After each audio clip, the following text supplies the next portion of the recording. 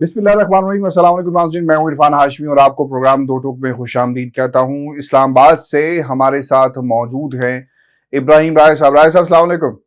वालेकुम अस्सलाम। राय साहब, तीन खबरों पर तफसील से हम बात करेंगे। पहली खबर, पहले पंजाब ले लो, फिर 6 माह बाद वफाक भी दे दिया जाएगा। ये आर्मी चीफ की ऑफर है, मगर ये ऑफर किसे दी गई, इसकी मुकम्मल तफसील और इसका पोस्टमार्टम करेंगे आज की इस नशिस्त के अंदर। और फिर राय साहब, शहबाज शरीफ साहब की हुकूमत का ये कारनामा है, जाते जाते उन्होंने एक भयानक खेल खेलना शुरू कर दिया। इसका अंजाम क्या होगा ये भी बताएंगे अपने सुनने वालों को। और फिर राय साहब, खान साहब की तकरीर पाकिस्तान के मीडिया पर आज भी बैन की गई, सेंसर की गई, नहीं चलाया गया। 4 इंकशाफात हुए हैं इमरान खान की तरफ से, ये भी आज की इस नशिस्त में हम बताएंगे। और फिर राय साहब, सबसे अहम खबर यह है कि इमरान रियाज की गिरफ्तारी, नज़रबंदी, अगवा कहाँ पर मौजूद हैं, रूपोश हैं, किन ताकतों के पास हैं, कहाँ गए, ज़मीन खा गई, कहाँ चले गए, किसी को कुछ मालूम नहीं है। जब मैं इमरान रियाज की ये बात करता हूँ तो राय साहब यकीन करें, उनके ख़ानदान का ख्याल आता है, उनके बच्चों का ख्याल आता है, उन तमाम सुनने वालों का ख्याल आता है जिनके साथ एक ताल्लुक़ था। लेकिन सबसे टॉप प्रायोरिटी जो है उनकी फैमिली है, जो बहुत ही परेशान है। लेकिन इमरान रियाज के बारे में कोई खबर जो है वो बाहर नहीं आ रही। ये भी अजब तमाशा है और इसी देश में है जहाँ के हम सब बासी हैं। सच बोलने पर आपको जेल में फेंकना तो हमने सुना था, लेकिन सच बोलने पर आपके साथ, यानी आपको अगर आपके खिलाफ कोई मुकदमा है, अगर कोई जुर्म आपने सरजद किया या आपने कुछ ऐसा किया जो रियासत के कवानीन के खिलाफ है, तो लॉ ऑफ लैंड ये कहता है कि उसके खिलाफ मुकदमा दर्ज किया जाए और फिर पाकिस्तान की अदालतें अपना फैसला सुनाएं। लेकिन राय साहब, अनफॉर्चुनेट ये है कि इमरान रियाज के खिलाफ मुकदमा क्या है, किस थाने में दर्ज है, कहाँ पर हैं, अदालतों में एक मजाक हो रहा है। और आज प्रोग्राम शुरू करने का इमरान रियाज के खबर से इसलिए भी ज़रूरी था कि खुदा के लिए जहाँ भी इमरान रियाज है, आप उन्हें घर आने दें, उनके बच्चों का ख्याल करें, उनके बूढ़े माँ बाप का ख्याल करें, उनका ख्याल करें। चूँकि ये एक बहुत बड़ी तकलीफ़ है कि अपने के बच्चे अपने बाप के बगैर, और वो क्या सवाल करते होंगे। आपने प्रोग्राम शुरू करने से पहले पूछा भी कि इरफान क्या सवाल करते होंगे, राय साहब क्या पूछते होंगे, किससे पूछा जाए कि इमरान रियाज कहाँ पर है? देखिए आशु साहब, मेरे 3 बच्चे हैं और मेरा छोटा बेटा 3 साल का है। हर फैमिली में बच्चों की जो माँ बाप के साथ एक जज्बाती वाबस्तगी होती है, तो कभी कभी मैं इमेजिन करता हूँ कि खुदा न खास्ता इसी तरह की सिचुएशन का सामना हमारे किसी और साथी को, मुझे या किसी और को करना पड़े, तो मेरे बच्चे अगर मेरी एहलिया से मेरे बारे में पूछना शुरू कर दें और मैं इतने दिन गायब रहूं, तो ये कितनी एक कर्बनाक सूरत हाल होगी। तो इसी तरह इमरान रियाज खान के बच्चे, जो ज़ाहिर है कि अभी कम सिन है, छोटी उम्र के हैं, जब वो अपनी वालदा से सवालात करते होंगे इमरान रियाज खान के मुतल्लिक, तो उनकी वालदा के पास या इमरान रियाज खान के वालिद जो इस वक्त अदालतों के चक्कर काट रहे हैं, तो उनके पास तो आंसुओं के सिवा कुछ नहीं होगा उन मासूम बच्चों को बताने के लिए। और उन मासूम बच्चों को तो नहीं पता कि रियासत के क्या मामलात हैं, सियासत के क्या मामलात हैं। इमरान रियाज खान जो उनके वालिद उनके लिए कोई साफ़ी नहीं थे, यानी उनके बच्चों के लिए उनके वालिद उनके लिए रियासती मामलात या सियासत के मामलात या सहाफ़ती मामलात में कोई दखल अंदाजी नहीं कर रहे थे। उनके लिए तो वो उनके वालिद के तौर पर ज़ाहिर है कि एक आपका एक फिगर होता है, एक आइकन होता है, तो वो तो उनको इसी तरह देखते होंगे। तो अब चूंकि इमरान रियाज खान को अगवा किए गए 80 दिन से ज़ायद गुजर चुके हैं हाशमी साहब, तो उनकी फैमिली जिस कर्ब से गुजर रही होगी, ख़ास तौर पर उनके जो मासूम बच्चे हैं, तो इसके लिए आवाज़ उठाना बड़ा ज़रूरी है। अब आपने कहा कि इमरान रियाज खान कहाँ हैं और क्यों नहीं बाजियाब हो रहे। देखिए, मैं एक BBC की रिपोर्ट देख रहा था, BBC उर्दू की, और उन्होंने उस फुटेज को और उस वीडियो के मनाजिर को डिस्क्राइब किया है जो फुटेज लाहौर हाई कोर्ट में CCTV फुटेज चलाई गई, उसको उन्होंने डिस्क्राइब किया और उसका मंजरनामा जो है उन्होंने बयान किया है। और BBC उर्दू की रिपोर्ट में ये कहा गया कि इमरान रियाज खान को जब रिहा किया गया जेल से, تو جیل سے رہائی کے بعد جب وہ کچھ قدم آگے چلے تو وہاں پر ایک گاڑی کھڑی تھی. اس گاڑی کے متعلق بتایا گیا کہ یہ ایک ویگو گاڑی تھی. یہاں سے کچھ لوگ اترے. ایک شخص کی نشاندہی کی گئی جس نے نقاب پہن رکھا تھا. عمران ریاض خان کے ساتھ کچھ آرگومنٹ کیا اس شخص نے, اور اس کے بعد عمران ریاض خان کو یہ کہا اشارے کے ساتھ کہ آپ گاڑی میں بیٹھ جائیں. اس کے بعد BBC اردو کی سی رپورٹ میں یہ بھی کہا گیا کہ عمران ریاض خان جب اس گاڑی میں بیٹھ گئے تو پتہ چلا کہ اس گاڑی کے پیچھے ایک چھوٹی گاڑی اور بھی تھی. یعنی صرف ایک گاڑی نہیں تھی, ایک اور گاڑی بھی تھی, اور اس گاڑی میں بیٹھے ہوئے جو لوگ تھے انہوں نے بھی نقاب پہن رکھے تھے. اب نقاب پہن کر کوئی غیر قانونی کارروائی تو کی جا سکتی ہے, کوئی قانونی کارروائی جو کرنے آتے ہیں وہ نقاب پہن کر تو نہیں آتے. تو بہرحال BBC اردو کی رپورٹ کے مطابق یہ CCTV footage Lahore high court میں چلائی گئی, اور اس CCTV فوٹیج میں پتہ چلا کہ ایک بڑی گاڑی میں عمران ریاض خان کو لے جایا گیا ہے. لیکن پنجاب پولیس نے یہ موقف اپنا لیا کہ عمران ریاض خان ہمیں کبھی مطلوب نہیں تھے. عمران ریاض خان کسی قانون نافذ کرنے والے ادارے کے پاس نہیں ہیں, یعنی نہ تو فوج کی کسی ایجنسی کے پاس ہیں نہ پولیس کے پاس ہیں. اور پھر ایک کور اپ ڈرامہ کرنے کے لیے یہ ایک ڈھونگ رچایا گیا کہ عمران ریاض خان ممکنہ طور پر افغانستان میں ہو سکتے ہیں. ان کی لوکیشن کے حوالے سے کچھ موبائل نمبرز کا ایک ڈھونگ رچایا گیا, اور عمران ریاض خان کے والد نے IG پنجاب کو اس مقدمے میں نامزد کرنے کی کوشش کی. لیکن اس کے اندر جو بہت تکلیف دہ بات ہے وہ یہ ہے کہ ایک تو وہ CCTV فوٹیج بھی ایک مرتبہ نہیں کئی مرتبہ سامنے آ چکی ہے کہ عمران ریاض خان کے گھر پر آدھی رات کو چھاپا مارا گیا تھا. عمران ریاض خان کے گھر پر آدھی رات کو چھاپا مارا گیا تھا. اس سے یہ فیکٹ اسٹیبلش ہو جاتا ہے کہ عمران ریاض خان کو گرفتار کرنا پنجاب پولیس چاہتی تھی. نمبر 1. نمبر 2 یہ کہ مریم اورنگزیب صاحبہ کا میں ایک کلپ دیکھ رہا تھا جو اس وقت سوشل میڈیا پر وائرل بھی ہے, اور اس کلپ میں ان سے عاصمہ شیرازی نے پوچھا کہ عمران ریاض خان کو گمشدہ ہوئے 80 دن ہو گئے ہیں. تو مریم اورنگزیب صاحبہ نے تو مکمل طور پر بے بسی کا اظہار کر دیا. انہوں نے کہا کہ جب عمران ریاض خان کی گمشدگی کی خبر آئی تو میں نے رانا ثناءاللہ سے رابطہ کیا, پولیس سے رابطہ کیا, ایجنسی سے رابطہ کیا. پھر انہوں نے بے بسی میں یہ بھی کہا کہ جہاں تک میری رسائی تھی میں نے ان تمام جگہوں پر رابطہ کیا, لیکن مجھے پہلے اس طرح کی اطلاعات آئیں کہ عمران ریاض خان پشاور میں ہیں. اس کے بعد کسی نے کسی اور شہر میں موجودگی کی اطلاع دی.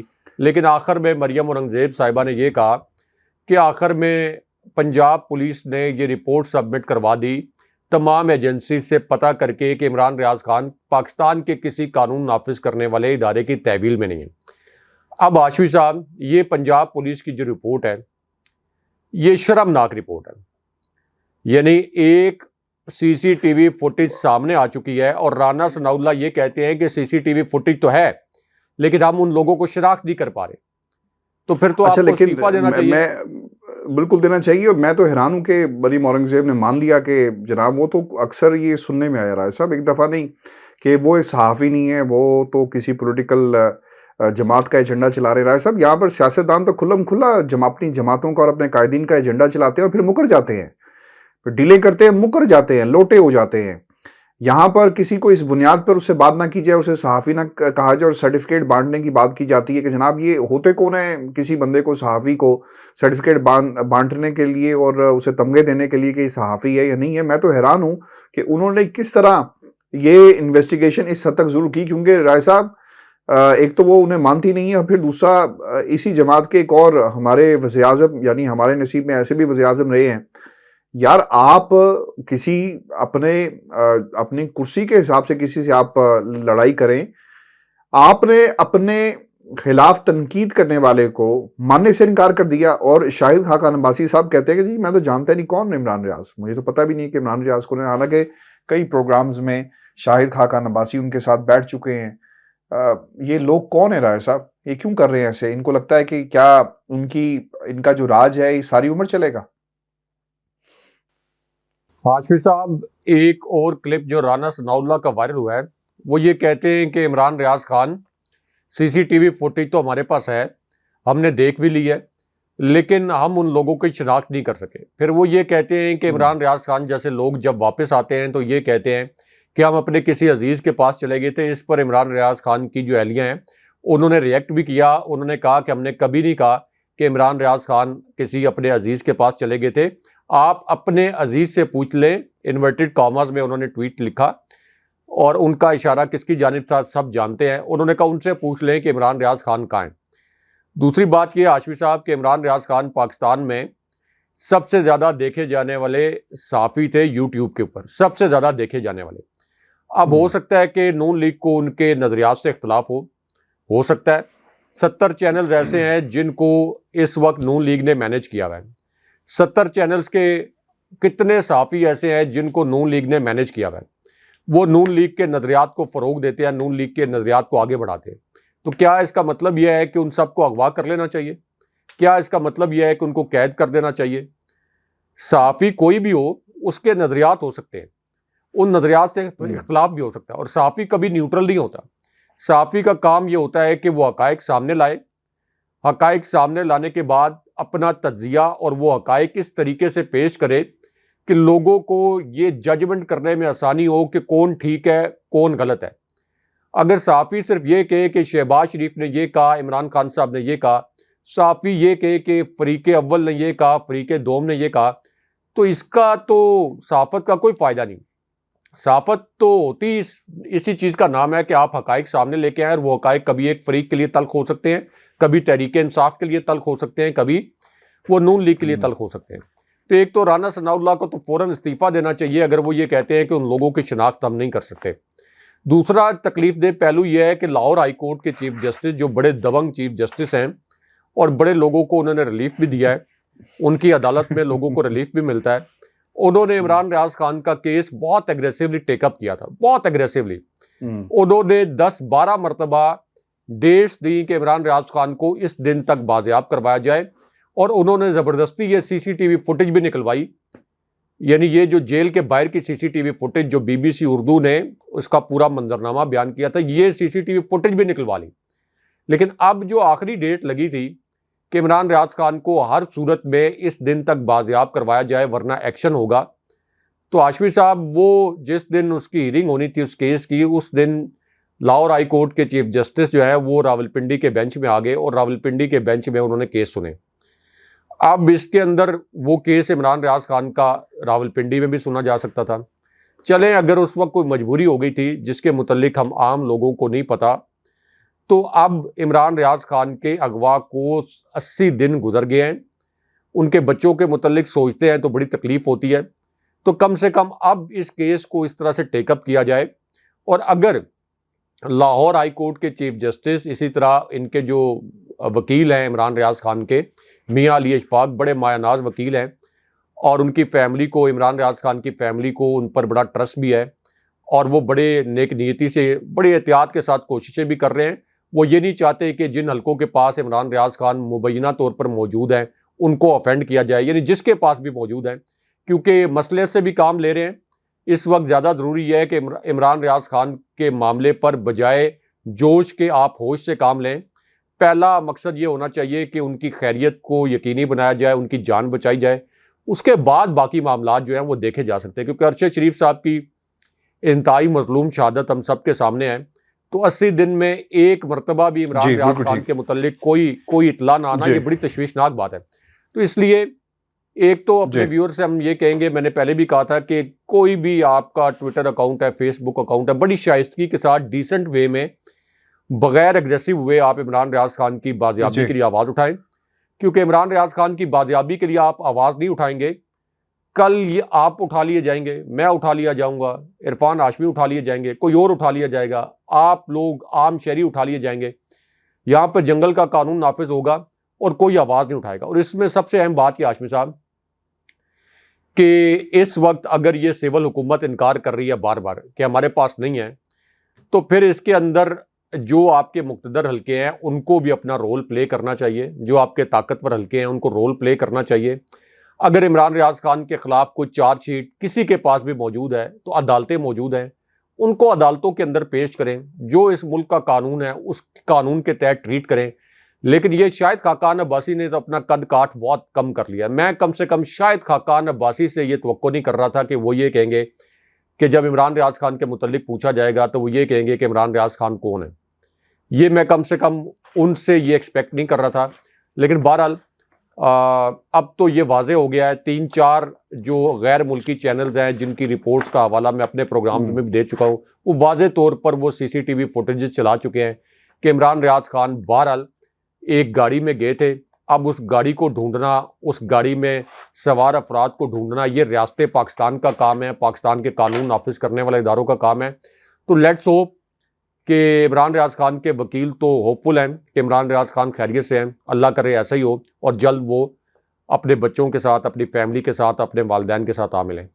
اجلائے صاحب، یہ جو خواجہ آصف صاحب ہیں اب انکشافات کر رہے ہیں، اچھا انہوں نے جو انکشاف کیا نا حکومت کے حوالے سے اور پھر ایکسٹینشن کے معاملے پر، یہ ایک انتہائی اہمیت کا حامل، اس کی ٹائمنگ بڑی امپورٹنٹ ہے ایسے وقت میں جب حکومت جو ہے وہ جا رہی ہے اور جنرل باجوہ اب ماضی کا حصہ بن چکے ہیں اور ان کا اب پاکستان کے معاملات میں کوئی تعلق نہیں ہے. خواجہ آصف صاحب نے کیا کہا؟ وہ یہ کہتے ہیں کہ جب میں قید میں تھا تو مجھے وزیر اعظم بننے کی پیشکش کی گئی جو میں نے مسترد کر دی، اور پھر انہوں نے یہ بھی کہا کہ یہ تجویز مالکان کی طرف سے آئی تھی یا نہیں یہ مجھے نہیں معلوم. تجویز میں کہا گیا تھا کہ بطور وزیر اعظم آپ کا اور شاہد خاقان عباسی کا نام ہے، مگر آپ کی قیادت کو ابھی انتظار کرنا پڑے گا، جس پر میں نے صاف انکار کر دیا اور کہا کہ اگر شاہد خاقان عباسی وزیر اعظم بن جائیں تو مجھے اعتراض نہیں ہوگا. Army chief general Qamar Javed Bajwa کی ایکسٹینشن پر ہم نے بلینک چیک دیا تھا، ان کی ایکسٹینشن پر ہماری کوئی سودے بازی نہ تھی اور نہ کچھ مانگا تھا. جنرل باجوہ کی مدت ملازمت میں توسیع لندن میں سینئر قیادت کا اجتماعی فیصلہ تھا. نواز شریف کی واضح ہدایت تھی کہ ووٹ ضرور دیا جائے. ایک صاحب کو جانتا ہوں جن کا نام سجاد برکی ہے، وہ چیئرمین PTI کے رشتہ دار ہیں. سجاد برکی نے امریکہ میں تقریر کی کہ IMF نے کیوں پروگرام کو توسیع دی، اور خیر انہوں نے کچھ اور باتیں بھی کی ہیں. بٹ دا پوائنٹ از رائے صاحب کہ یہ جو ایکسٹینشن کا معاملہ ہے، ایکسٹینشن کے معاملے پر مریم کے یہ الفاظ ہیں کہ اس گناہ میں شامل نہیں تھی. آپ کو یاد ہوگا لندن کے اندر اس وقت بھی یہی خواجہ آصف صاحب تھے، ان سے یہ بات منسوب تھی کہ ہم حلفاً یہ بات کہنے کے لیے تیار ہیں بھئی پارٹی جنہ دی او جانن اور ان کا کام جانے، یہ ان کے الفاظ تھے. ہماری کیا حیثیت ہے کہ اگر نواز شریف ہمیں کہے کہ ہم نے ووٹ ڈالنے اور ہم انکار کر دیں اگر ہم نے پارٹی میں رہنا ہے تو یہ چیزیں.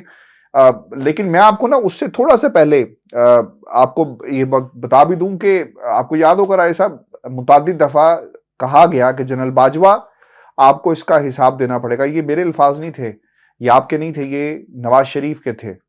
رائے صاحب وعدے جو کیے گئے تھے وہ پورے نہیں ہو رہے تھے یا پورے ہو رہے تھے، ڈیلے تھا یا پریشر ڈالنے کے لیے کہا گیا کہ وعدہ کیا تو پورا کرو، اور پہلے یا جیسا نکالا ہے اور جو اگلا وعدہ پورا کرنے کی بات آئی تو وہ بھی پورا کرو تو تمہیں ایکسٹینشن دے دیتے ہیں. What you make out of this? Timing اس کی کیسی ہے؟ آپ کس طرح دیکھتے ہیں اسے؟ اصل خبر تو ہاشمی صاحب آپ نے بتائی نہیں. اصل تو جو اعتراف جرم جو خواجہ آصف نے کیا ہے، وہ اعتراف جرم تو یہ کیا کہ جناب باجوہ نے اپریل میں ہمیں یہ کہا، اپریل 2019 میں خواجہ آصف نے کیمروں کے سامنے یہ کہا کہ جناب باجوہ نے اپریل 2019 میں ہمیں یہ کہا کہ پہلے مرحلے میں آپ جون میں، یعنی صرف 2 مہینے کے بعد جون میں پنجاب حکومت لے لیں، یعنی نون لیگ حکومت لے لے، اور اس کے بعد دسمبر 2019 میں وفاق کی حکومت لے لے، یعنی پنجاب میں تحریک انصاف کی حکومت میں گراؤں گا، نون لیگ حکومت لے لے، اور دسمبر میں پھر جا کر لے لے حکومت وفاق کی بھی.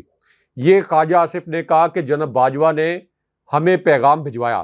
پھر جناب باجوہ کے متعلق خواجہ آصف نے یہ اعتراف جرم کیا. یہ جو اپریل کا انہوں نے ذکر کیا، یہ وہی اپریل ہے جب جناب باجوہ کی ایکسٹینشن کے لیے ایک بدنام زمانہ اجلاس ہونا تھا لندن میں، جس میں نون لیگ نے جناب باجوہ کی ایکسٹینشن کی حمایت کی. تو خواجہ آصف نے یہ اعتراف جرم بھی کیا کہ اس وقت جناب باجوہ کی ایکسٹینشن کی حمایت بھی اسی لیے کی گئی تھی کہ انہوں نے ہمیں یہ آفر کی تھی کہ جون میں ہم پنجاب کی حکومت لے لیں گے اور دسمبر میں جا کر وفاق کی حکومت لے لیں گے. تو اس کا مطلب یہ ہے کہ جناب باجوہ یہ چاہتے تھے کہ نون لیگ پارلیمنٹ کے اندر ان کے ایکسٹینشن کے لیے جو قانون سازی ہونی تھی اس کی حمایت کر دے کسی طریقے سے. اور چونکہ عمران خان صاحب عثمان بزدار کو جناب باجوہ کے غیر آئینی غیر قانونی مطالبات پر نہیں ہٹا رہے تھے، تو عمران خان صاحب کو یہ دوسری جانب میں پیغام دوں کہ نون لیگ جو ہے یہ پنجاب میں ٹیک اوور کے لیے تیار ہے. آپ کو یاد ہے کہ ہم نے یہ خبر بریک کی تھی کہ آصف علی زرداری کو اسٹیبلشمنٹ نے کہا ہے کہ پنجاب میں تحریک عدم اعتماد لے کے آئے، نمبر ہم آپ کو پورے کر کے دیں گے. اس وقت نون لیگ کے لوگوں نے بڑی پی ٹی آئی کے لوگوں نے بڑی بے رحم تنقید کی ہم پر، اور انہوں نے کہا کہ آپ ہر روز حکومت گرا کے سوتے ہیں. تو ہم تو بطور صحافی اس سازش کو آشکار کر رہے تھے، اس سازش کا بتا رہے تھے کہ کس طریقے سے جناب باجوہ آصف زرداری کے ساتھ مل کر یہ پیغامات پہنچا رہے تھے عمران خان صاحب کو بلیک میل کرنے کے لیے کہ پہلے مرحلے میں آپ پنجاب میں تحریک عدم اعتماد لے کے آئیں. اب ہماری خبر کی تصدیق خواجہ آصف جو ہیں یہ باقاعدہ کیمروں کے سامنے کر رہے ہیں. نمبر 1. نمبر 2، جناب باجوہ اس وقت عمران خان صاحب کے ساتھ بھی ایک ڈوئل گیم کر رہے تھے، کیونکہ عمران خان صاحب سے انہوں نے ایکسٹینشن لی، پارلیمنٹ میں معاملہ چلا گیا. عمران خان صاحب سے انہوں نے کہا کہ نومبر میں میری جو پہلا ٹینیور ہے وہ ختم ہو رہا ہے، لیکن آپ 6 مہینے پہلے ہی میری ایکسٹینشن کا اعلان کر دیں. 6 مہینے پہلے عمران خان صاحب سے ایکسٹینشن لی، لیکن مسئلہ یہ ہو گیا کہ ایک تو آپ کو پتہ ہے کہ نومبر میں جا کر بھی جناب باجوہ کی ایکسٹینشن جو ہے وہ پھنس گئی تھی اور سپریم کورٹ میں چیلنج ہو گئی تھی. ایک اور کردار جو کہ اسٹیبلشمنٹ کے قریب ہی سمجھا جاتا تھا، جس کو بعد میں غائب کر دیا گیا، اس نے سپریم کورٹ میں ایک پراسرار پٹیشن فائل کر دی. جناب باجوہ کی ایکسٹینشن پھنس گئی، اور جسٹس کھوسا انہوں نے اس وقت جناب باجوہ کو اپنے ریمارکس میں آپ یہ کہہ لیں کہ اتنے ان کے اوپر طنز کے تیر چلائے کہ کوئی اور آرمی چیف ہوتا تو خود ہی ریزائن کر کے چلائے گا. انہوں نے یہاں تک کہہ دیا کہ آرمی چیف کو آپ نے شٹل کاک بنایا ہوا. مزے لے لے کے جیسے کھوسا جو ہیں وہ ان کا جیسے کھوسا ان کا مذاق اڑا رہے تھے کہ ان کو آپ نے پرائم منسٹر ہاؤس اور جی ایچ کیو کے درمیان شٹل کاک بنا دیا ہے، اور وہ ہر روز آ کے اپنا ایکسٹینشن کا ڈرافٹ جو ہے وہ خود تیار کرواتے ہیں. تو ایک طرف تو عمران خان صاحب کے ساتھ گیم کر رہے تھے، ان سے ایکسٹینشن لے لی، اور پھر چونکہ ان کو نون لیگ کی حمایت کی ضرورت تھی پارلیمنٹ میں قانون سازی کے لیے، تو انہوں نے کہا کہ چلیں اب ہم یہ کرتے ہیں کہ ان کو نون لیگ کو آن بورڈ لینے کے لیے ان کو بھی لالچ دیتے ہیں کہ آپ حکومت لے لیں ہم سے پنجاب میں بھی، اور پھر حکومت لے لیں وفاق میں بھی. تو ایک طرح تو یہ اعتراف جرم ہو گیا، اور یہ اعتراف جرم اس بدنام زمانہ اجلاس کے متعلق ہے جو کہ لندن میں ہوا، جس میں اسحاق ڈار قرآن پاک لے کر آگے تھے، اور تمام جو ارکان تھے نون لیگ کی قیادت کے ان سے حلف لیا گیا تھا کہ آپ نے یہ بات باہر نہیں جانے دینی کہ نواز شریف نے جناب باجوہ کی ایکسٹینشن کی حمایت کا فیصلہ کیا ہے. کیونکہ اس سے پہلے تک جناب باجوہ پر نواز شریف اس طرح سے تنقید کرتے تھے کہ میں اقتدار میں آ کے جناب باجوہ پر آرٹیکل 6 کے تحت غداری کا مقدمہ چلاؤں گا. تو ہاشمی صاحب، ایک تو یہ عمران خان صاحب کی بات کے لیے عمران خان صاحب کی بات سچ ثابت ہو گئی خواجہ آصف کے اس بیان سے، اور خواجہ آصف اس وقت جو ہیں وہ نون لیگ کے اور نواز شریف کے نادان دوست بنے ہوئے ہیں. وہ انہوں نے ایسے راز لیک کر دیے ہیں جس سے عمران خان صاحب کا وہ موقف، جس کے اوپر شاید ابھی شاید کوئی 1-8% نون لیگ کے لوگ ایسے ہوں جو پہلے یقین نہیں رکھتے تھے، لیکن اب ان کو بھی پتہ چل گیا کہ اصل میں جناب باجوہ نے کس طرح سے ساز باز کر کے عمران خان صاحب کی حکومت گرائی. اس کے بعد خواجہ آصف نے کیمروں کے سامنے یہ بھی اعتراف کیا کیمروں کے سامنے کہ جناب باجوہ عمران خان صاحب کے متعلق نجی محفلوں میں یعنی نون لیگ کے لوگوں کے سامنے بڑے برے الفاظ استعمال کرتے تھے. تو اس کا مطلب یہ ہے کہ جناب باجوہ اپنے آئینی باس، کیونکہ کوئی پرائم منسٹر جو ہوتا ہے وہ آرمی چیف کا باس ہوتا ہے، آرمی چیف پرائم منسٹر کو رپورٹ کرتا ہے، آرمی چیف کی اپائنٹمنٹ پرائم منسٹر کرتا ہے، آرمی چیف کی اپائنٹمنٹ کی اتھارٹی جو ہے وہ پرائم منسٹر ہوتا ہے. تو اپنے پرائم منسٹر کے لیے وہ اس طرح کے الفاظ استعمال کرتے تھے پی ڈی ایم کے ساتھ مل کر، اور وہ پی ڈی ایم جن کے قائدین عدالتوں سے مفرور اشتہاری مجرم قرار پائے.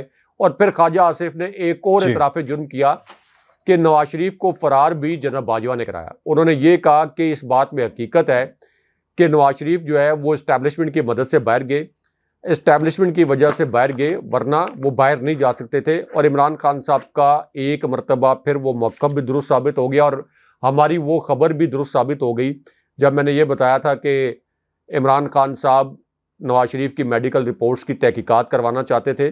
ان کو پتہ چل گیا تھا کہ یہ جعلی رپورٹس بنائی گئی، لیکن جناب باجوہ کا جو جی ایچ کیو تھا اس وقت کا جی ایچ کیو، وہاں سے عمران خان صاحب کو یہ پیغام بھیجا گیا کہ یہ آپ تحقیقات نہ کروائیں، یہ ایک نیا پینڈوراز باکس کھل جائے گا، کیونکہ ظاہر ہے کہ جناب باجوہ کا پورا وہ رول جو ہے وہ سامنے آ جاتا.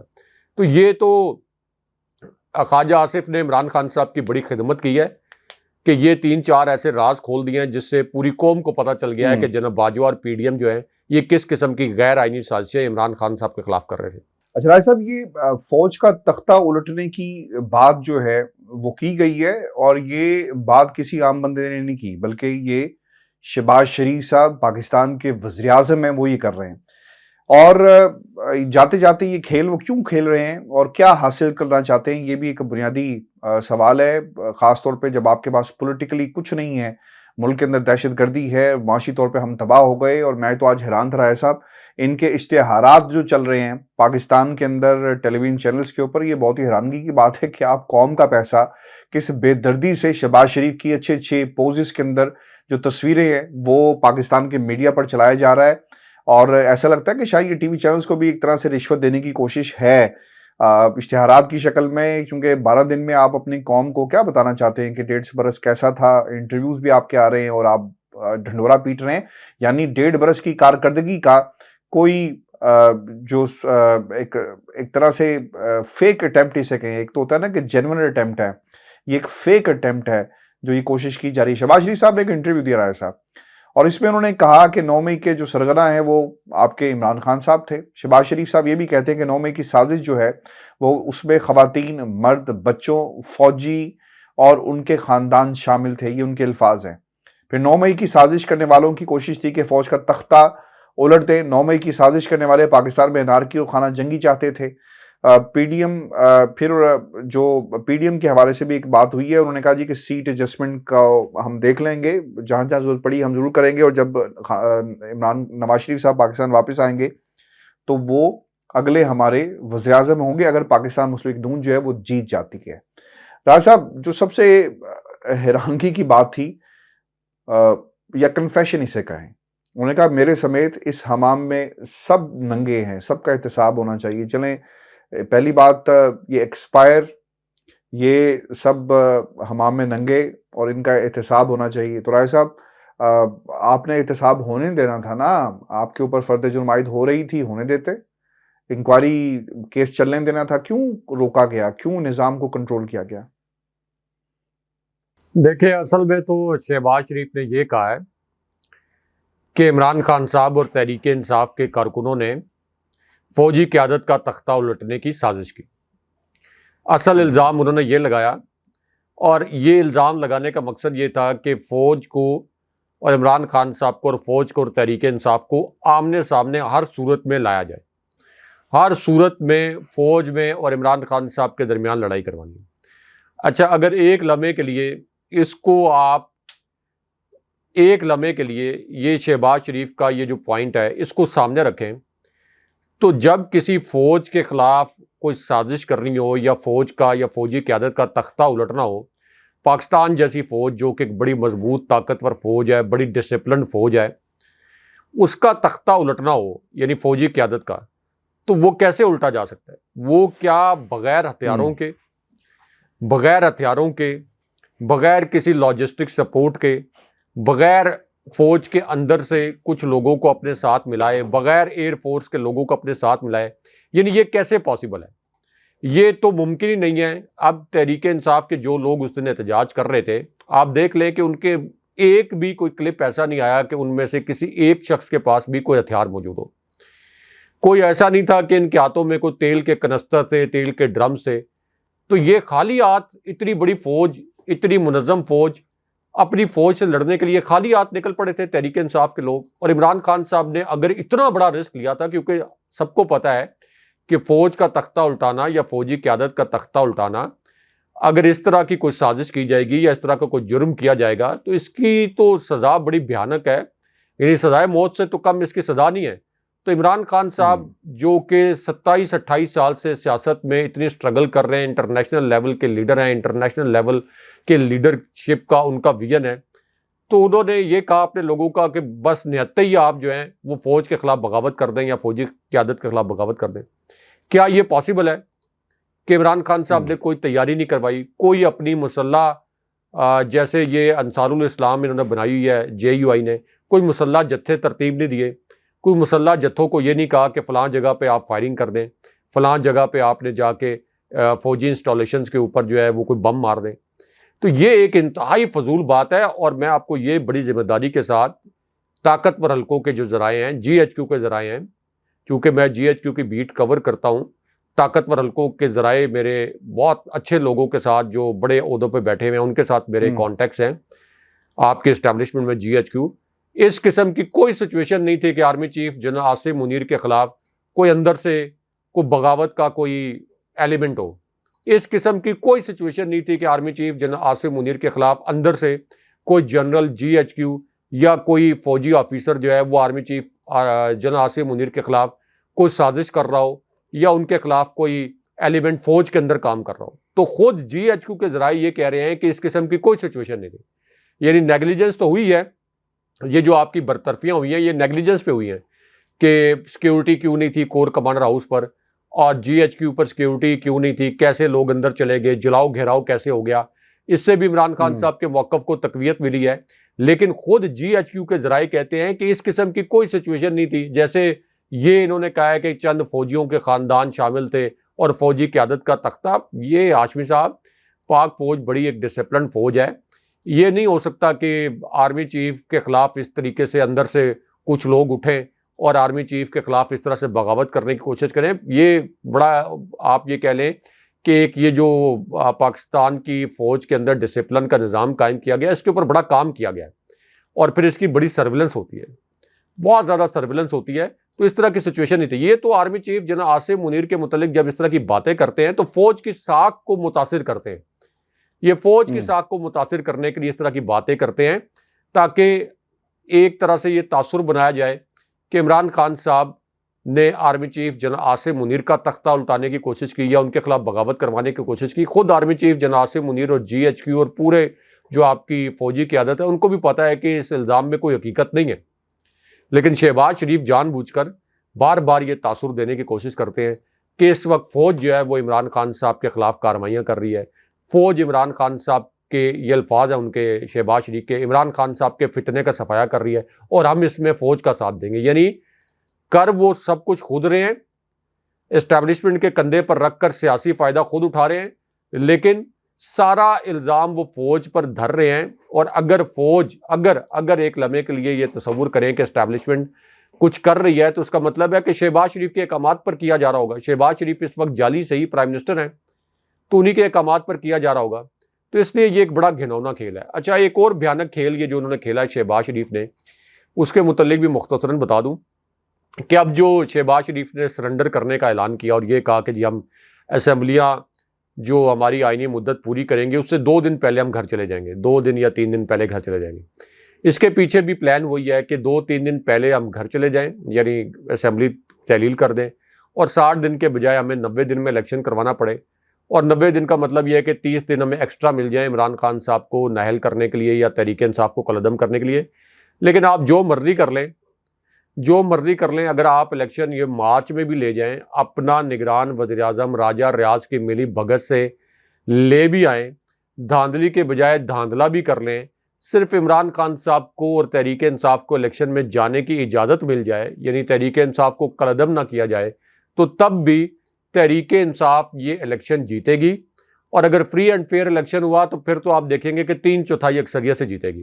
لیکن یہ تو طے ہے کہ فری اینڈ فیئر الیکشن نہیں ہوگا. تو اگر کوئی 40-50% بھی جھرلو پھر گیا تو تب بھی عمران خان صاحب سمپل میجورٹی کے ساتھ, یعنی 51% ووٹوں کے ساتھ دوبارہ پرائم منسٹر بن جائیں گے. اور عمران خان صاحب کو جیل بھیج دیا گیا, ان کو نائل نہ کیا گیا, پارٹی کو کالعدم نہ کیا گیا, اور عمران خان صاحب نے جیل سے بھی الیکشن لڑا, تو تب بھی تحریک انصاف جیت جائے گی. تو اب اس لیے یہ آپشنز بھی جو ہیں یہ آپ کہہ لیں کہ زیر غور ہیں کہ پہلے جب یہ کیئر ٹیکر سیٹ اپ آئے تو اس وقت وائبز چیک کی جائیں عوام کی, اسٹیبلشمنٹ کی کیا وائبز ہیں, اور اگر یہ وائبز عمران خان کے حق میں اسی طرح پازیٹیو رہتی ہے عوام کی, ظاہر ہے کہ جو کہ پازیٹیو ہی ہے, اور عمران خان صاحب نااہل نہیں ہوتے یا تحریک انصاف کالعدم نہیں ہوتی یا عدالتیں اس قسم کا کوئی غیر آئینی موو جو ہے اس کو اپروو نہیں کرتی, تو پھر یہ کیا چاہتے ہیں کہ الیکشن ہم اسی طرح کیئر ٹیکر سیٹ اپ کو آگے تھوڑا سا طول دے دیں اور مارچ تک لے جائیں. لیکن یہ جو مرضی کریں, آج بھی میں ایک آن لائن انتخابی سروے دیکھ رہا تھا, اس میں بھی یہ بتایا گیا ہے کہ عمران خان صاحب کے 280 کے قریب جو انہوں نے ارکان پارلیمنٹ یا PTI کے رہنما انہوں نے توڑے ہیں جبر کے تحت, اس کے باوجود عمران خان صاحب سب سے مقبول لیڈر ہیں. اور عمران خان صاحب اگر فری اینڈ فیئر الیکشن ہوا تو 73.9% ووٹ لے کر دوبارہ پرائم منسٹر بن جائیں گے. تو یہ اصل میں ان کے لیے درد سر ہے. بہت شکریہ صاحب. ویورز یہ آج کا ہمارا شو تھا. اپنے کمنٹ ضرور بھیجیے گا, چینل کو سبسکرائب کرنا مت بھولیں. مجھے اور ابراہیم راجہ صاحب کو اجازت دیجیے. اللہ نے کے بعد. اللہ نے کے بعد.